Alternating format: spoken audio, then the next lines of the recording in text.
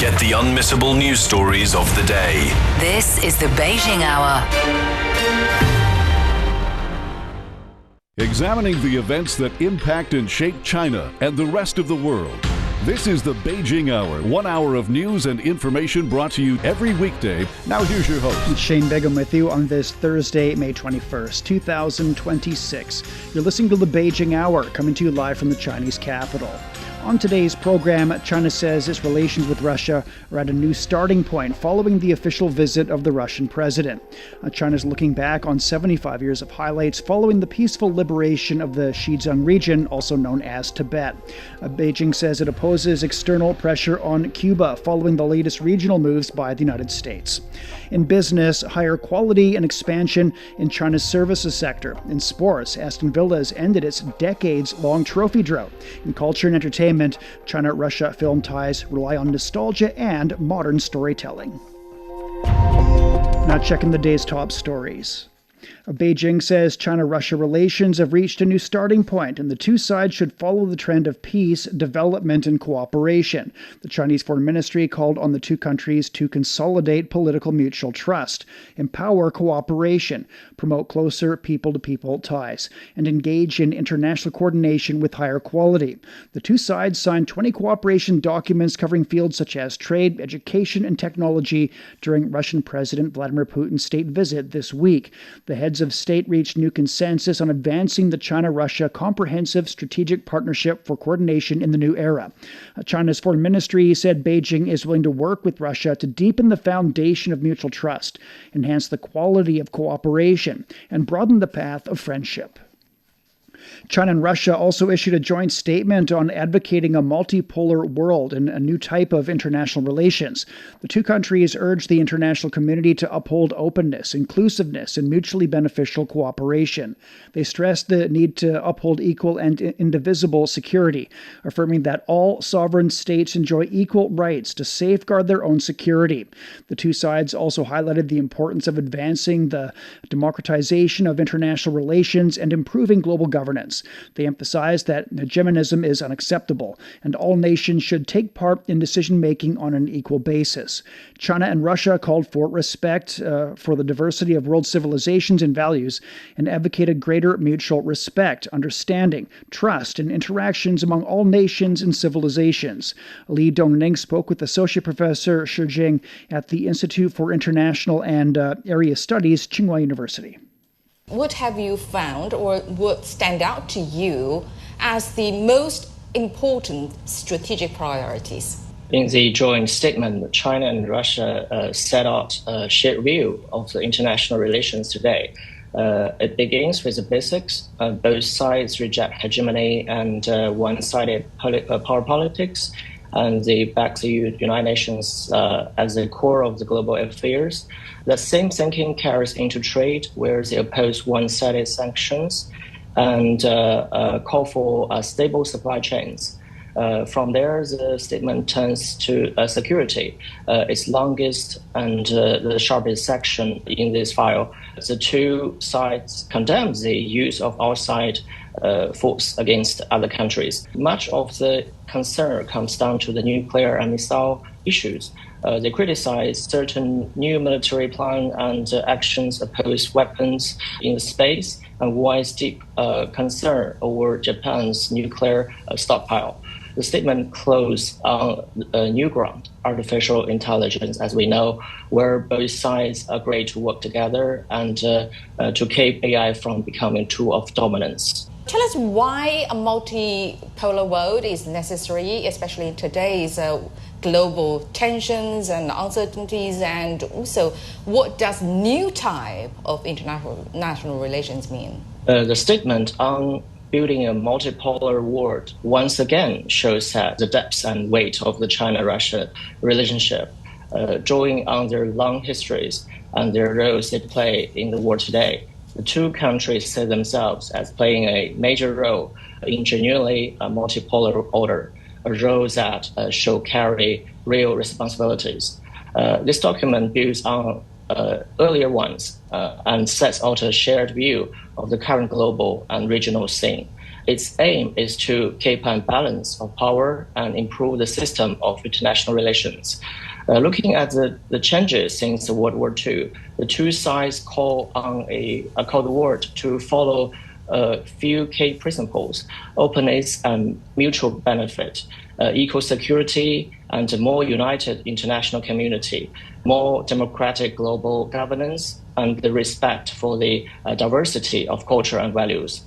Together, these points reflect the same of responsibilities that China and Russia, these two countries, bring as major countries, and their vision of a new kind of relations among nations. That was Professor Xizang on China and Russia's call for a more diverse and equitable world. A university in southern China is working to deepen educational cooperation between China and Russia. Jung Song-woo has a story of one lecturer who's dedicated to bridging cultures.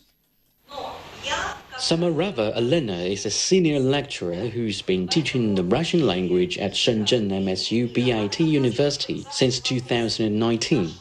The years 2026 and 27 have been designated as the China-Russia years of education. For Elena, that policy vision is reflected directly in the classroom. Here, we try to be a little bit like Russian-style teachers. We understand everything that we were taught before coming here. We respect the rules of the country. They don't feel like offended or losing face or something like that. They understand that we try to help. And they try to say their opinion without thinking, oh, maybe I say something wrong, I should keep silent. No. They try to speak. Undergraduate courses at the university are taught in Chinese, Russian, and English, with all students required to study Russian. For many Chinese students, mastering a language can be a significant challenge. Elena has introduced a range of innovative teaching methods, including bilingual podcasts, that students say have greatly supported their learning experience. Anytime, no matter what, if you have a question and approach a teacher, they will be very considerate and give you an answer. And most teachers, even on weekends, they will sincerely do everything they can to help you. The biggest gain is the chance to deeply engage with teachers from different cultural backgrounds. Studying in such a university really enhances our overall capabilities. Whether we pursue graduate studies or step into the workplace, we end up being much stronger candidates. More than 180 universities across China now offer Russian language programs. Meanwhile, Russia hosts over 60,000 Chinese students, while more than 20,000 Russian students are currently studying in China. With tens of thousands of students studying both in Russia and China, how have youth exchanges or mutual understanding changed in recent years according to your observations? Our students, they involved in not only in process of teaching, they involved in process of studying everything about Russian culture. I think now it's together. So many times I say, I invite you to us, not invite you to China, for example, to my relatives and so on. As the China-Russia years of education continue through 2027, this growing partnership is helping shape a new generation of thinkers and future leaders, one classroom and one conservation at a time. That was Jung Song-woo reporting on nurturing future generations of cultural messengers. Coming up, China's marking 75 years since the peaceful liberation of Xizang. On the roof of the world, 75 years of peace have crafted a masterpiece of human progress. A land once out of beat with the times, now singing with the rhythm of a new era. It is a renaissance where ancient notes meet modern melodies. Xizang Soul is a vibrant, evolving treasure for the world to hear. Green energy isn't just a concept. It's the power cooling massive data centers and bringing fresh harvests to every plateau table year-round. A new generation is growing up with roots deep in tradition and eyes fixed on the horizon. From the first road open to the plateau to the modern arteries of today, this land has been redefined by the sheer will to connect and thrive. We invite you to witness a transformation that transcends time, to feel the heartbeat of a modernized Xizang, and to hear the stories written in the clouds. Join CGTN for a special journey across the plateau. Ascending Xizang. Around 10 minutes past the hour, Xizang embarked on a journey of modernization after its peaceful liberation 75 years ago. It's since been following a path of unity, development, and remarkable progress over the past decades. We take a look at the pivotal moments that have shaped the region. A delegation of the local government visited Beijing in 1951 for negotiations. The 17-article agreement signed on May 23rd marked Xizang's peaceful liberation and the unification of the whole Chinese mainland. China established Xizang Autonomous Region in September 1965. This year, the region's GDP expanded 6.1% in the first quarter, the fastest rate nationwide. Fixed asset investment grew 19.8%, also at the highest growth rate in China. Chamdo in eastern Xizang was one of the first cities liberated. Chen Mengfei traveled there to retrace history and see what it looks like today. This is Chamdo Experimental Primary School. These third graders are curious and extremely friendly to a visiting reporter who's there for their school's unique history. Back in 1951, its opening marked a watershed moment. This was the very first modern school in Xizang. Today, Xizang is often associated with breathtaking landscapes and spirituality. It is easy to forget that this was once a society where around 95% of the population was illiterate. At that time, only the nobles and powerful had access to elite education. Ordinary people had no right to go to school. That began to change in 1950, when the newly founded People's Republic of China moved to liberate Xizang as part of its push for territorial reunification. On October 6, 1950, the 18th Army climbed over the mountain from Sichuan, crossed over this Jinsha River, and entered Xizang from here. It marked the beginning of the Battle of Chamdo. 7 months later, the peaceful liberation of the whole of Xizang was signed into agreement. The biggest changes are that we now have running water, paved roads, and electricity. Zhe Xia was born in 1963. 13 years after his village became the first place to be liberated in Xizang. Today, his hometown is quietly prospering, with local monks running grocery stores and driving sedans. In another town in Chamdo region, the memory of the 18th Army runs through a family of doctors. Tibetan physician Zhang Song's father-in-law was a former 18th Army soldier. That legacy is highlighted in a museum set up by Zhang Song's son. When I was 6 years old, my father showed this medical box to me and said this belonged to my grandfather. His grandfather's name was Li Yuanlang. He came to Xizang from Chongqing as a young medic in the troops. Like so many of his peers, he stayed, built roads and bridges, started a family, and never went back. Today, his grandson Luo Song Silang runs a successful business selling Tibetan medicine across China. He uses a significant portion of the profits to help families in the area who cannot afford major medical treatment. Most people in Xizang are farmers and herders who make a moderate living. To support them, the government provides a wide range of subsidies, including in education. Students don't spend a single cent. All educational costs are covered through special government funding. Now, we also provide extra meals to ensure proper nutrition. The level of support is almost unimaginable. Outside the gate of Changdo Experimental Primary School, we met this father picking up his 5th grader daughter. She told us her father never had the chance to attend school himself, but she and her 3 older siblings all have. Her dream is to become a lawyer one day and help people in need. One can tell her father is already very proud of her. That was Chen Mengfei reporting. Earlier this year, a Lhasa-based tech company unveiled the world's first AI model tailored to the Tibetan language. The app, Xizang, aims to bring a language with over 1,300 years of history into the digital world. Yet beneath this technological milestone, it reveals a deeper challenge, preserving a culture whose literary legacy was once accessible only to a few. Li Yunxi has more. Just like a human baby, AI also starts from blank slate. The materials it's trained on shape what it becomes.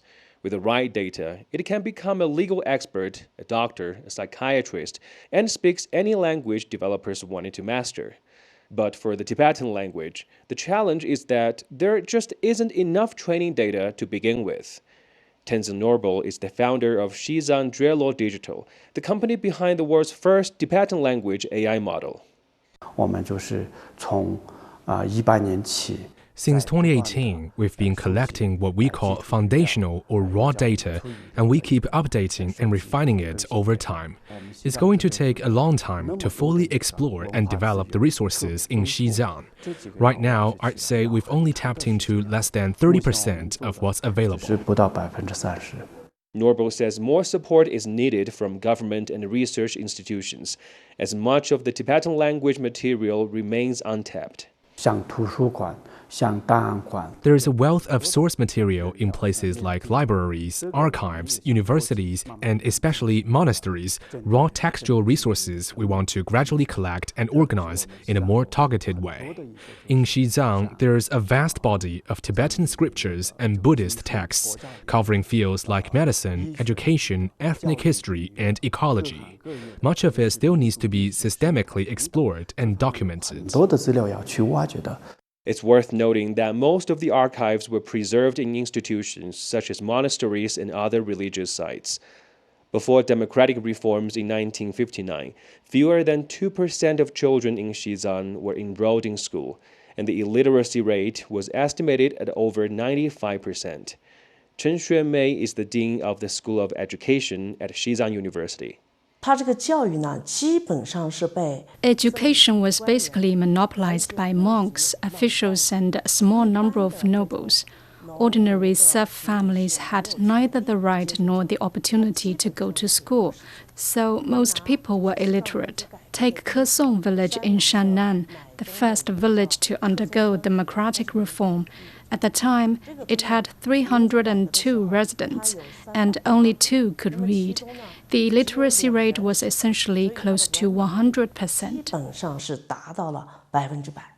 In a society where most people couldn't read or write, cultural creation was largely confined to the elite, who passed down much of the Tibetan material now used to train AI. And today, Xizang has its first large language model built for its own language, but is still far from perfect.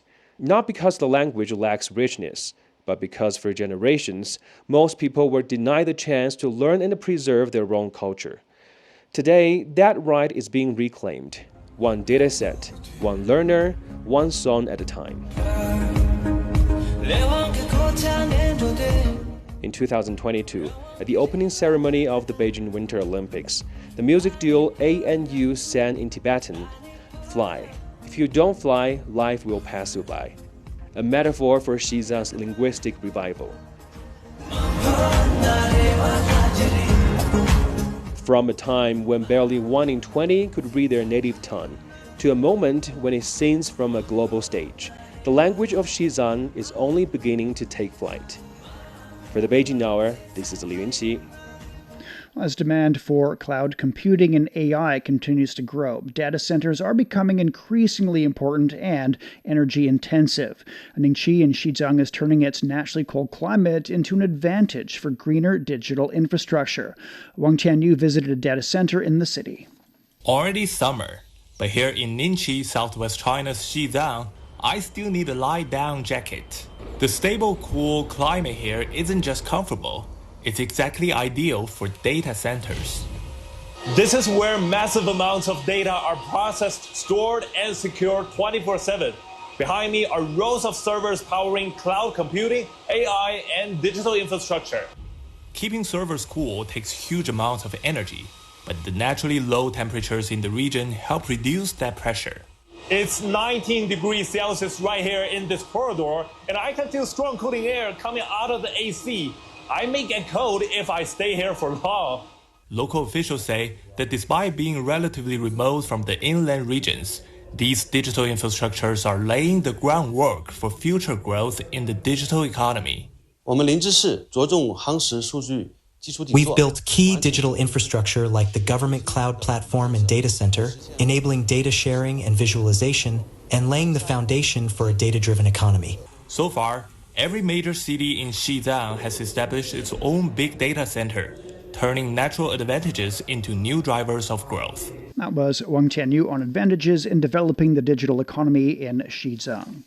Coming up, China says it opposes external interference targeting Cuba. Discover the realities and responses to our changing climate with Climate Watch. Uncover critical issues such as the Masai Mara's disrupted wildebeest migration and the drop in the Panama Canal's water levels.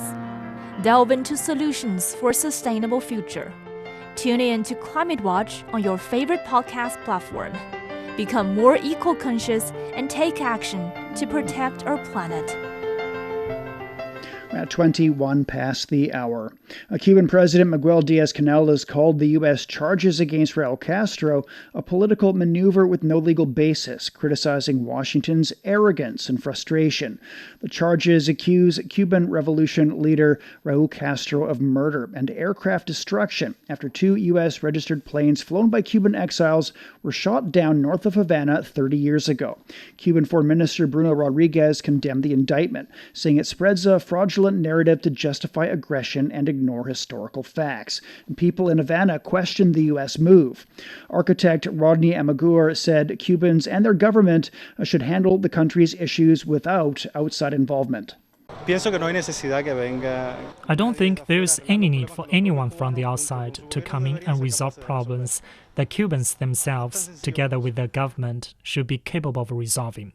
It's as simple as that. Now, U.S. President Donald Trump said there would be no escalation against Cuba, despite federal indictments and the arrival of a U.S. aircraft carrier in the Caribbean. Some analysts warned that the U.S. move could backfire, pressuring Cuba without achieving diplomatic leverage amid tensions over sanctions and past military threats.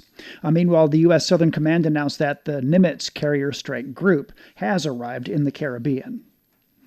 China says it opposes external forces applying pressure on Cuba under any pretext. The Foreign Ministry said China is always against illegal unilateral sanctions that lack authorization from the United Nations Security Council. A ministry spokesperson said the United States should stop threatening Cuba with force.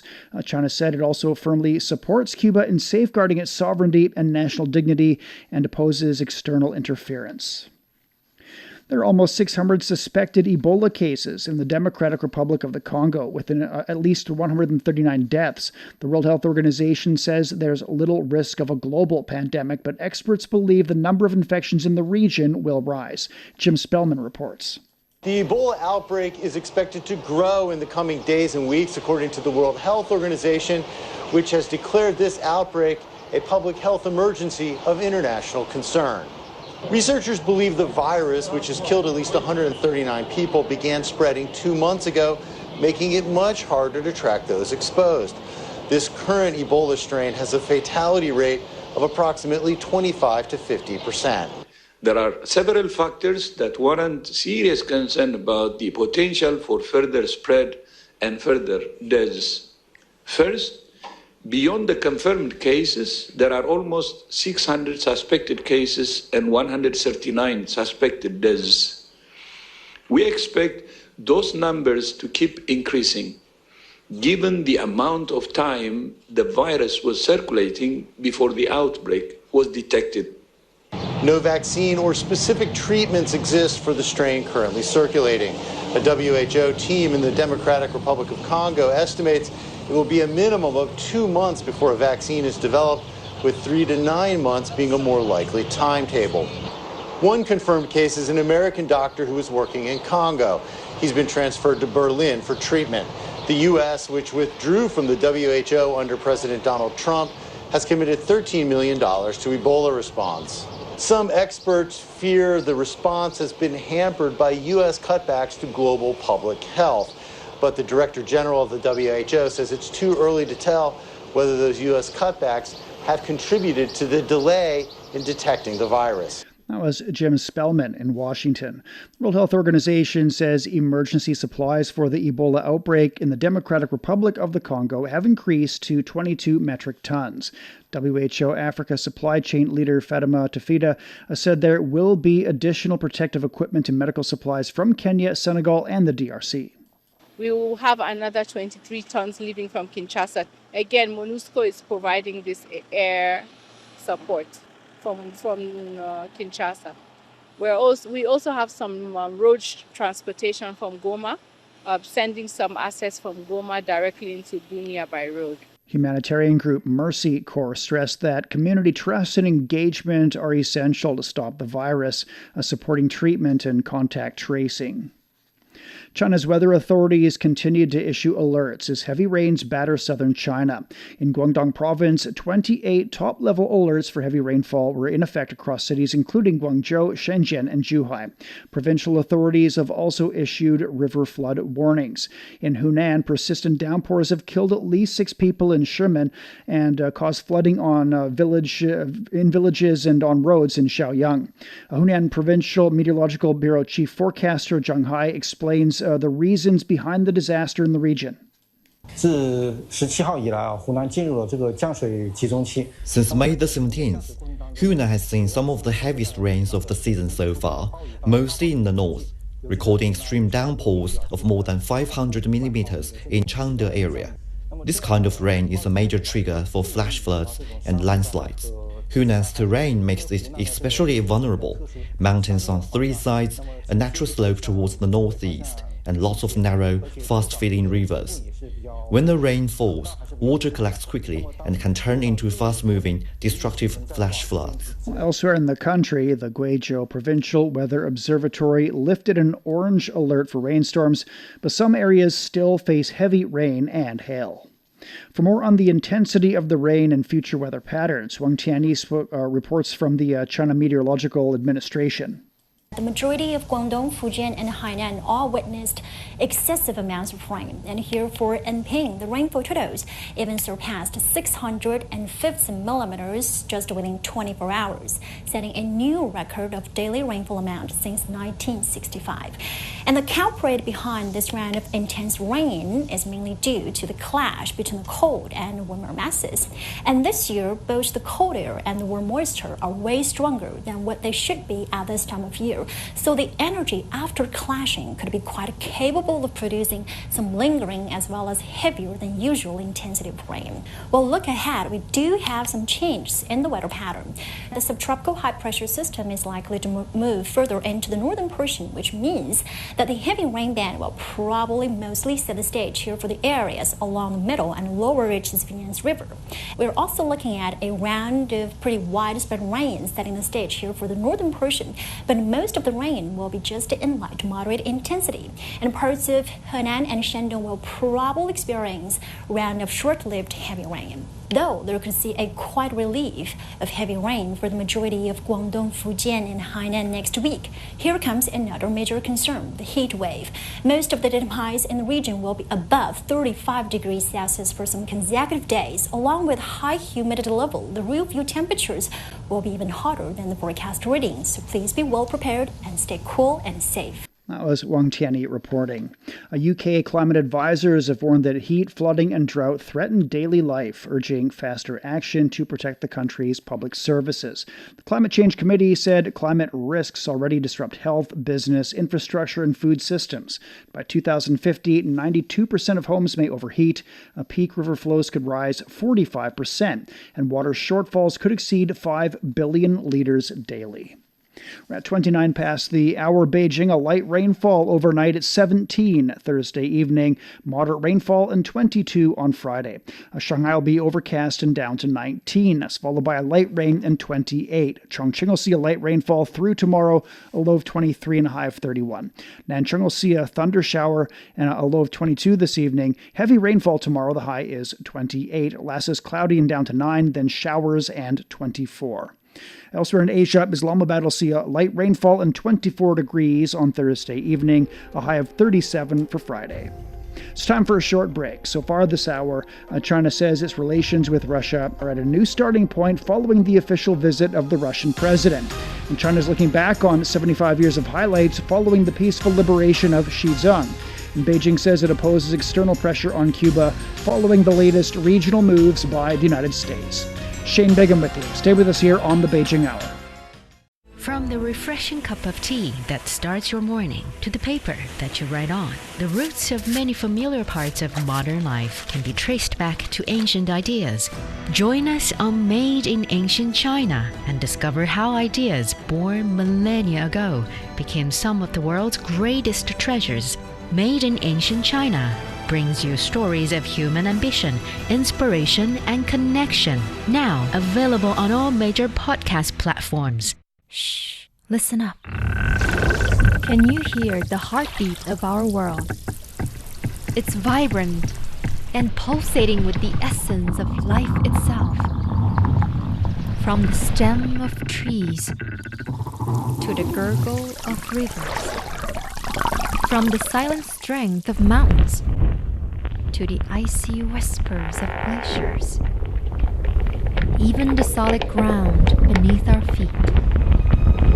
Right there, in the midst of all, beats the heart of humanity. What if those other heartbeats were to stop? Would ours keep on ticking? Examining the events that impact and shape China and the rest of the world. This is the Beijing Hour, 1 hour of news and information brought to you every weekday. Now here's your host. Shane Begum with you on this Thursday. Still to come. In business, higher quality and expansion in China's services sector. In sports, Aston Villa's ended its decades-long trophy drought. In culture and entertainment, China-Russia films rely on nostalgia and modern storytelling. To contact us, you can email radio@cgtn.com or follow our X account @CGTN Radio. Now to check the day's headlines, here's Tianyu. Thank you, Shane. Chinese President Xi Jinping and Pakistani President Asif Ali Zardari have exchanged congratulations on the 75th anniversary of diplomatic ties. President Xi said China and Pakistan are good friends and all-weather strategic partners. He said he's willing to take the 75th anniversary as an opportunity to strengthen strategic communication, continue traditional friendship, and deepen cooperation. Zardari said the partnership between China and Pakistan remains strong and has become a firm pillar of regional peace, stability, and development. Chinese Premier Li Qiang and Pakistani Prime Minister Shehbaz Sharif also exchanged congratulations to mark the anniversary. Sharif will pay an official visit to China from Saturday to Tuesday next week. China has completed a full-system rehearsal of the Shenzhou 23 crewed space mission ahead of its launch to the Tiangong space station. The rehearsal spanned the entire launch process, including flight preparation, ignition and liftoff, and spaceship rocket separation. Last week, the Shenzhou 23 spaceship and its carrier rocket were transported to the launch pad at the Jiuquan Satellite Launch Center in northwest China. The launch is scheduled to take place at an appropriate time in the coming days. U.S. President Donald Trump says peace talks with Iran are in the final stages and Washington could wait a few days to get the right answers. He said the U.S. is ready for further attacks if Tehran does not agree to a deal. Trump also said he will not consider a limited agreement focused only on reopening the Strait of Hormuz. Iran warned that any renewed attack will trigger a regional war. Tehran said it is reviewing Washington's latest proposal, and the two sides have continued exchanging messages through Pakistan.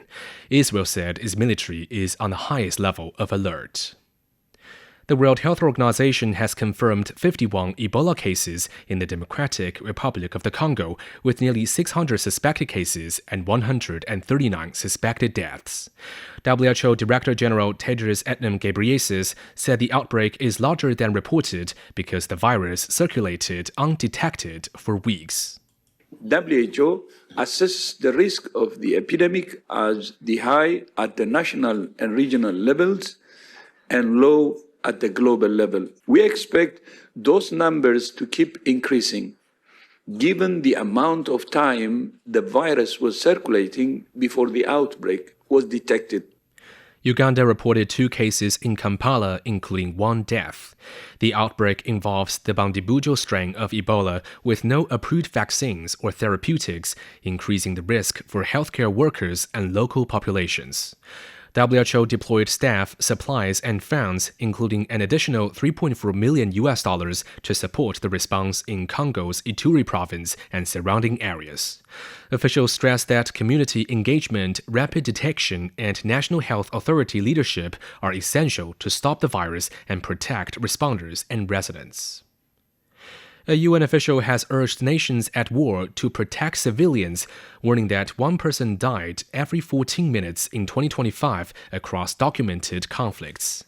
Crisis Response Director Adam Wasornu said many deaths likely went unrecorded in countries including Ukraine, Sudan, and the occupied Palestinian territory. She stressed that these deaths resulted from choices by combatants to ignore humanitarian law and sometimes target civilians directly. These patterns are results of choices. The choice by parties to conflict to ignore their obligations to protect civilians and too often to target them.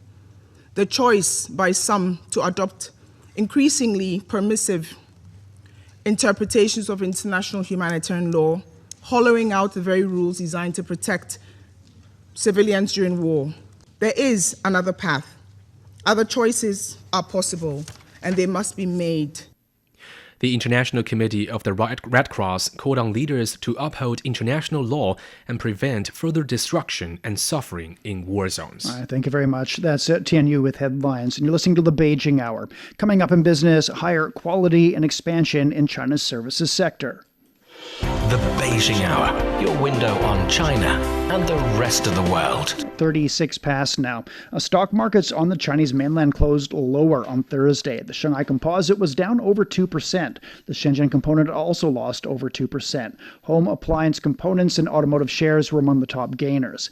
In Hong Kong, the Hang Seng Index declined over 1%. Japan's Nikkei increased over 3%. Chinese Commerce Ministry says the country's services sector is seeing rapid growth on many fronts. It says the structure of consumer spending has been shifting from mostly commodities to a more equal emphasis on goods and services. Authorities say policy support is helping with the transition. The ministry says it'll continue to aid the expansion of high-quality services, promote the integration of different service formats, and accelerate new growth drivers. The capital of Xizang Autonomous Region may be at a high altitude, but it's also home to more coffee shops per capita than almost anywhere else in China. Lhasa, known for its yak butter tea, has more than 800 coffee shops. Yu Hongyu has more. Incense, spinning prayer wheels, and an iced Americano. If you think you know what life looks like on the roof of the world, think again. Something new is brewing in Lhasa. This is Backward Street in Lhasa's Old Town, a historic pilgrimage center for Buddhists. You will come here expecting yak butter tea. It's still here, but so is this. Cafe after cafe, drawing a new generation of coffee drinkers. According to Canyan data, over 800 coffee shops now operate in Lhasa. In a city of under 1 million people, that's roughly 1 cafe for every 1,200 residents, giving it one of the highest cafe densities in China. And to understand what's behind the success of coffee culture here, I had to experience it myself. This is a yak cheese latte. Yak cheese has been here for centuries, mixed into a cream, sweet base, and then hit with a shot of espresso. I can't wait to taste test it. It's surprisingly smooth and creamy. It tastes very unique. We've got this great Xizang-style vibe. There are plenty of cafes in Lhasa, but we're special. Locals, even 80-year-olds, come here for Americanos. Plus, lots of tourists, including foreigners, come just to check us out. A lot of the customers here are tourists, people adjusting to the altitude and looking for warmth, Wi-Fi, and somewhere to slow down. And that means coffee shops here aren't just selling drinks. They're selling space and time, a uniquely Lhasa experience. I make a trip here once a year. It's my 4th year coming. The taste never changes, but they always have a new special to try, and it's always great. It is very unique. I like it a lot. It's good coffee and it's a very nice place. The courtyard here is different than the courtyard in Germany would be. In 2025, Lhasa's GDP crossed the 100 billion yuan mark. That's about 14 billion US dollars. For entrepreneurs, coffee can look like a light asset business. Small footprint, fast setup, and easy to brand. There are tons of entrepreneurs here. Local college grads are coming back to start businesses, and friends from inland are moving here to do the same. So the competition is actually fierce. With so many cafes around, we feel pretty lucky to have made it, and we've definitely got our own unique vibe. This coffee surge is a reflection of Lhasa's rising economic vitality. It's a city bridging its ancient past with a modern, globalized future. And it's not just a coffee boom, it's a new chapter for the roof of the world. That was Yu Hongyu reporting. And for more on Xizang's tourism development, Vivian Nunes spoke with Professor Liu Baocheng from the University of International Business and Economics.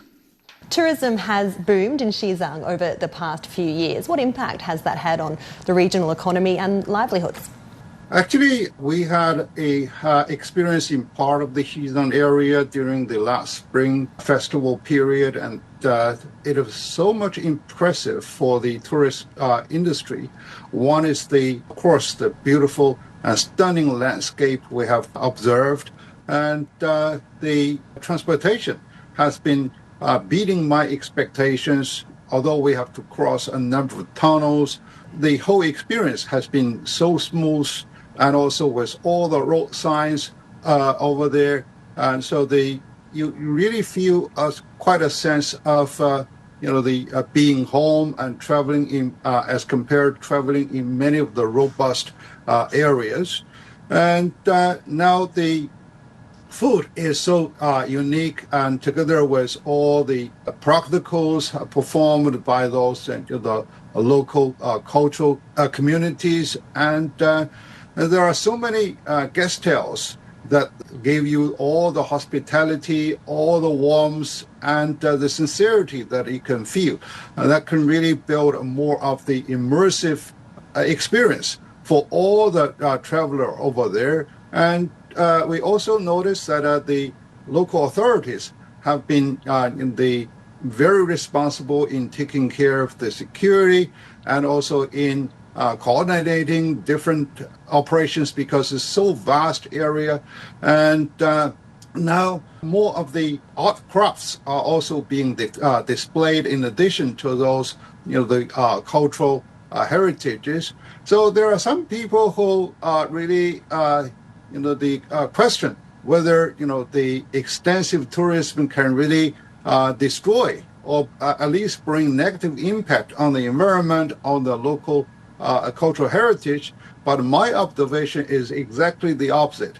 By having more of the income and by having 1/3 of the actually income contribution to their GDP growth, people are taking far better care of the local culture, of the local heritages, because of the economic incentive.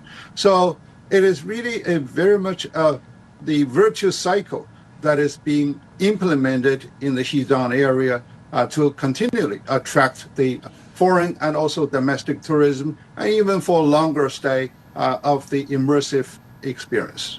That was Professor Liu Baocheng talking about Xizang's tourism development and its economic impact. Highland barley from Xizang is now finding its place in China's modern food industry, thanks to the efforts of local entrepreneurs. Tashi Norbu's a workshop foreman at Xizang Keyan Agricultural Technology Company. He's turned his passion for the crop into a thriving business. Consulting farmers on harvests and signing contracts early in the season, he ensures steady supplies of the grain to other parts of the country. I grew up eating sampa, which is made from Highland barley. We eat it for breakfast, lunch, or dinner. I had never imagined before that our Highland barley could be transformed into various distinctive products. Now, we can produce fermented foods, specialty noodles, and many other items. Last year, the company sold over 3 million yuan of Highland barley products, or roughly $440,000, ranging from cookies to noodles. These products are now reaching shelves in big eastern and southern Chinese cities such as Shanghai and Guangzhou, and have even appeared at international food exhibitions. China's telecom giants are racing to turn artificial intelligence into the country's next mass market utility by selling tokens, the tiny units of computing that power AI models. China Telecom has announced a series of trial token plans, offering consumers monthly AI packages starting at 9.9 yuan for 10 million tokens. It's around $1.40 US. Small businesses and developers can purchase enterprise packages with up to 150 million monthly tokens for nearly 40 yuan. China Mobile's launched a universal token service in Shanghai for consumer and office scenarios, allowing users to access different AI platforms under a single account and pay through phone bills. The carrier partnered with Tencent Holdings to introduce an AI-native workspace platform targeting consumers and small businesses. The service offers 400,000 tokens for 1 yuan, with users able to switch between AI models under a unified pricing structure. Precision robotics and digital service equipment for industry, agriculture, and healthcare have become primary attractions at the 10th China-Russia Expo in Harbin. This year's expo is decoding a new chapter of cooperation driven by innovation, pragmatism, and intelligence, witnessing deepening strategic coordination between the two neighboring countries. Russian business people say they're drawn to the cutting-edge technologies on display. Some say the large number of robots and medical equipment that China's put on display are very user-friendly. This year's expo attracted more than 1,500 enterprises from 46 countries and regions. High-tech firms and specialized sophisticated enterprises account for more than 20% of the exhibitors. The expo has showcased more than 500 new products and equipment, as well as over 800 new projects, technologies, and cooperation initiatives. You're listening to the Beijing Hour. Coming up in sports, Aston Villa's ended its decades-long trophy drought. Sideline Story brings you all things sports related. The hottest topics, latest events, juiciest stories, all with a very personal take. Subscribe to Sideline Story Podcast for heated sports discussions covering events that are happening in China and around the world. Now 47 past now, turning to sports. Here's Yang Guang. Thank you, Shane. We begin with football. Aston Villa rolled to a 3-0 victory over Freiburg in the Europa League final in Istanbul. Two brilliant first-half strikes from Yuri Tielemans and Emiliano Buendia set the tone, and Morgan Rogers added a third after the break. The win gives Unai Emery his 5th Europa League title as a manager and ends Villa's 30-year trophy drought, their first major silverware since 1996 and the first continental title since 1982. Emery praised the achievement, saying winning a title is never easy. The ambitions of the club as well is very important, and how we did the process, and we are, of course, in this process, makes sense everything we did and how we are achieving this trophy. How we are getting our development clearly in different process strongly. And with this trophy, we are sure we need as well. And the club as well, in a lot of things, is trying to get better. German side Freiburg missed the trophy and the Champions League spot and will compete in the Conference League next season. Pedro continued his prolific form as Flamengo beat Estudiantes 1-0, securing a spot in the Copa Libertadores last 16. The Brazil striker capitalized on the defensive error just after the hour, firing a low shot into the far corner. Pedro now has 18 goals and 4 assists in 32 games this year. Flamengo tops Group A with 10 points, 3 ahead of Independiente Medellin, while Estudiantes sits third. In the Chinese Super League, Shanghai Shenhua played to a 2-2 draw with Wuhan 3 Towns, extending their winning streak to 5 matches. Wuhan remains second from bottom with 6 points after a 6th consecutive game without a victory.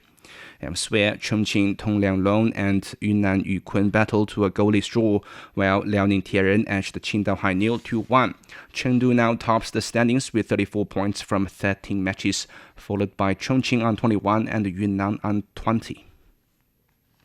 In the CBA, the Beijing Ducks are in do-or-die mode after dropping Game 3 of the CBA semifinals 81-66 at home to the Shanghai Sharks, trailing 2-1 in the best-of-5 series. Shanghai set a turn early, leading 26-15 after the first quarter.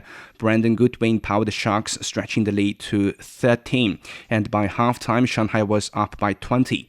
By the third quarter, the deficit ballooned to a 66-43, with Goodwin at 24 points. Beijing struggled to score, including JaVale McGee's single point in the first half. The fourth quarter was mostly garbage time as Shanghai cruised to a 15-point win, setting the stage for a decisive Game 4 tomorrow. In the NBA, the Oklahoma City Thunder rallied past the Spurs 122-113 in Game 2, leveling the Western Conference Finals ahead of Friday's Game 3 in San Antonio. Shai Gilgeous-Alexander bounced back from a tough Game 1, shooting 12 of 24, while Victor Wembanyama posted 21 points and 17 rebounds. Stephen Castle led the Spurs with 25 points. Alexander says the team that keeps improving will come out on top. Just have to continue to be aggressive, continue to get better. Like, they're a good team. They're going to challenge you, and they've challenged people all year, and that's why they're a good team. And it's no different. It's vice versa. Like, we're going to challenge them. They're going to want to win. They're going to have to get better, and that's what's going to come down to. So that's what we got to focus on. We did that tonight. We got better offensively, defensively. From Game 1 to Game 2, we got to keep doing that for Game 3. OKC dominated turnovers, scoring 27 points off San Antonio's 21 mistakes. Both teams suffered injuries. The Thunder's A.J. Mitchell and Jalen Williams exited with leg issues, and the Spurs' Dylan Harper and De'Aaron Fox were also forced out. The Dallas Mavericks have mutually agreed to part ways with head coach Jason Kidd. Team president Masai Ujiri praised the Kidd as a Hall of Famer and credited him for his contributions. What he's done for this organization, we truly respect. This was a very, very tough decision, and I've had great conversations with Jason Kidd. Really thank him, his family. I know these things are tough. I know he'll go on to do great things. Kidd led Dallas for 5 seasons, taking the team to the 2022 Western Conference Finals and the 2024 NBA Finals. Ujiri says the Mavericks now aim to build a clear, unified direction around rookie Cooper Flag and the veteran Kyrie Irving. And finally, Spain coach Luis de la Fuente says he has already chosen the 26 players for this summer's FIFA World Cup. He will officially announce the squad on Monday after the final round of La Liga matches. De La Fuente also hinted that injured players like Nico Williams, Lamine Yamal, and Mikel Moreno remain stronger contenders for selection. All right, thank you very much. That's Yang Guang with sports.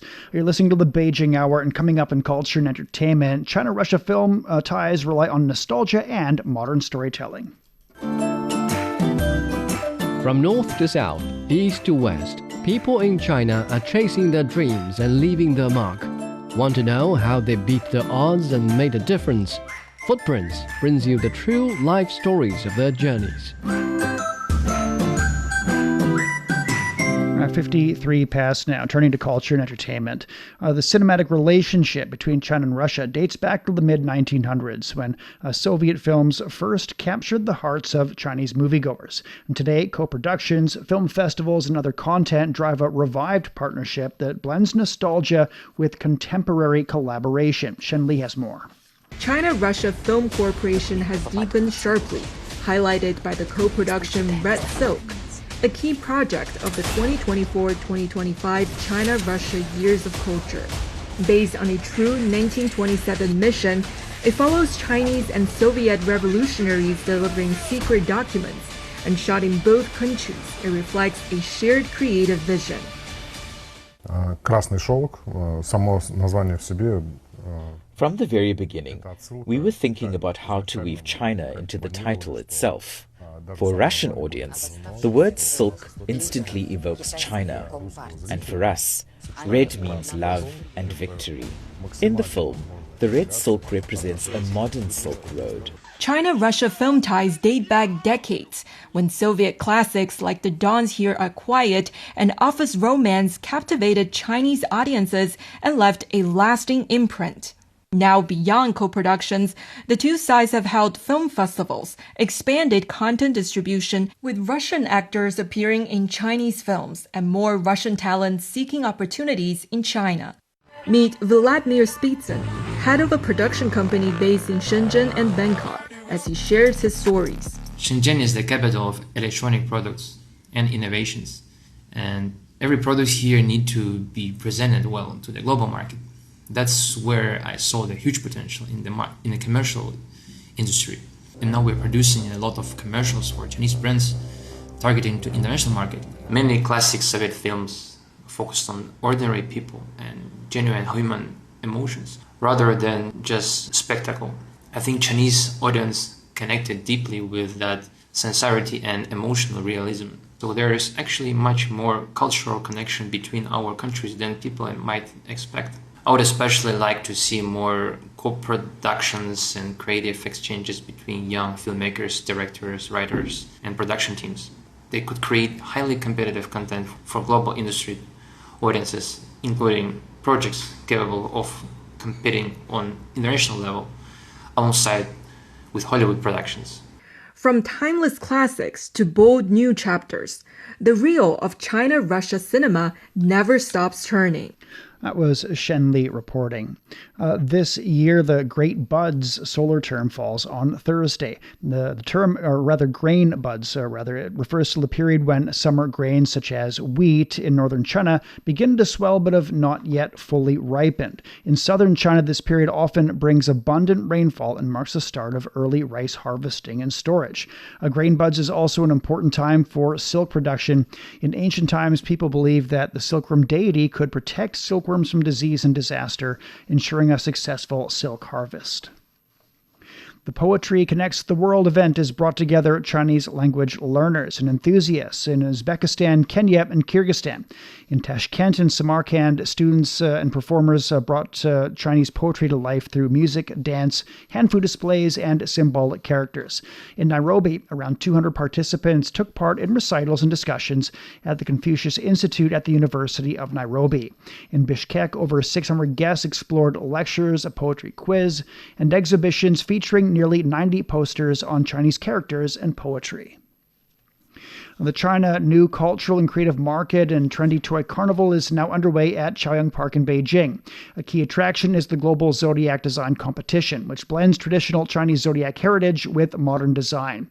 Visitors can explore award-winning works, trendy collectibles, and zodiac-themed merchandise, a popular draw for crowds and social media. We're at 57 past the hour. Checking the forecast before we go. And Beijing will see a light rainfall this evening. It's down to 17, moderate rain, and 22 on Friday. Shanghai will be overcast and 19, then a light rainfall and 28. Chongqing's getting a light rainfall tonight and tomorrow, a low of 23 and a high of 31.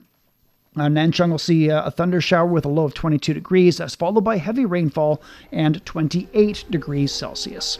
And that's it for this edition of the Beijing Hour. Making news today, China says its relations with Russia are now at a new starting point following the official visit of the Russian president.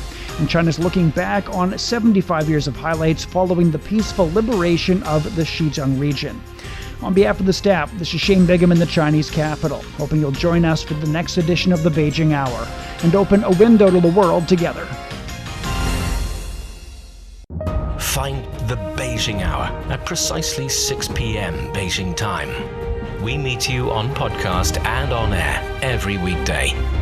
The Beijing Hour, your window on China and the rest of the world.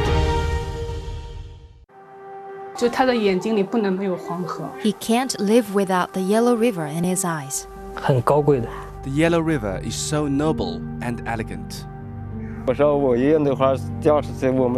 Both my grandpa and dad made a living from the river. Would you like to move away from the Yellow River? I don't think I will. I love it so much. The Yellow River, the second longest river in China, is regarded as a shaping force in the history, economy, and culture of northern China. Today, about 100 million people live within its water basin, making up nearly 9% of the country's population. How is climate change felt at its headwaters? And what are the locals doing to cope with it? What are the descendants of the boatmen doing? What has kept some people from leaving their home village by the river?